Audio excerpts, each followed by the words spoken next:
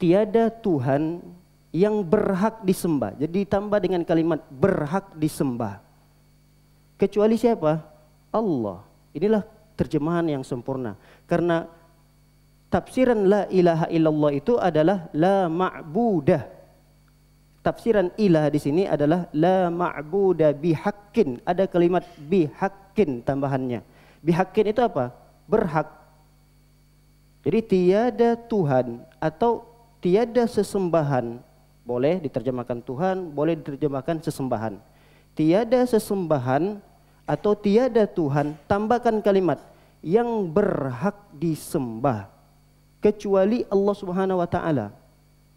Mohon maaf jika kita menerjemahkan kalimat la ilaha illallah, tiada Tuhan selain Allah. Semua agama pun pasti menerjemahkan sama seperti terjemahan ini. Orang Yahudi juga akan mengatakan kami juga tiada Tuhan. Kami tidak mengimani Tuhan yang diimani oleh orang-orang Islam. Kami tidak mengimani Tuhan yang diimani oleh orang Nasrani. Kami tiadakan Tuhan itu. Siapa Tuhan kami? Ya Allah kami. Orang Nasrani pun akan mengatakan gitu. Kami juga tiada Tuhan selain Tuhan kami, Allah kami. Semua akan mengatakan seperti itu. Boleh di antara mereka yang mengaku bahwa kami menyembah Tuhan kami, kami menafikan Tuhan-Tuhan selain kami, tapi kita tambahkan Tuhan-Tuhan mereka itu tidak berhak untuk disembah. Jadi Tuhan-Tuhan mereka itu tidak berhak disembah. Sehingga penerjemahan yang tepat kata para ulama adalah tambahkan kalimat yang berhak. Sehingga kalau seutuhnya kita terjemahkan tiada Tuhan yang berhak disembah kecuali Allah Subhanahu wa taala. Dan itu mungkin tidak akan kita ketahui kecuali dengan ilmu. Makanya syarat la ilaha illallah yang pertama adalah al-ilmu. Kita ilmui kalimat tersebut. Kemudian yang kedua kata para ulama adalah al-yakin. Kita yakini. Tidak cukup sekedar mengilmui tapi tidak meyakini. Karena kalau sekedar ilmu, Abu Jahal paham sekali tentang kalimat ini. Abu Lahab paham sekali tentang kalimat ini. Kalau seandainya mereka tidak mengetahui kalimat tersebut, pastilah mereka akan mengucapkannya. Tapi karena pahamnya mereka terhadap kalimat tersebut, mereka enggan untuk mengucapkannya. Berarti ilmu harus ada keyakinan. Harus ada keyakinan. Orang-orang munafik mengucapkan kalimat ini.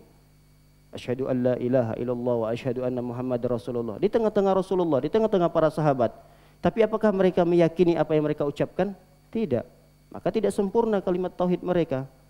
Keislaman mereka tidak sempurna.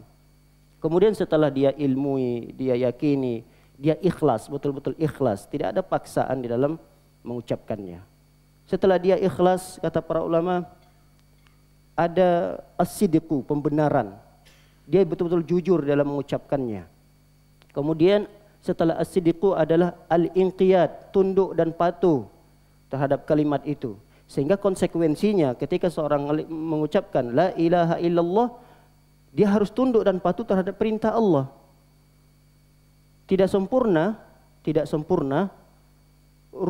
syarat la ilaha illallah seseorang ketika dia mengucapkan la ilaha illallah tapi dia tidak sholat.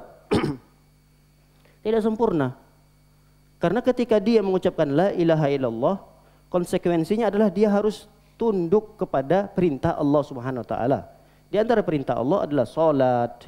Di antara perintah Allah Subhanahu wa taala adalah berpuasa. Di antara perintah Allah Subhanahu wa taala melakukan amalan-amalan soleh yang merupakan itu kewajiban bagi kita. Ini perintah Allah. Nah, inqiyad itu adalah bagian daripada rukun, bagian daripada syarat la ilaha illallah. Setelah ada inqiyad kata para ulama adalah qabul.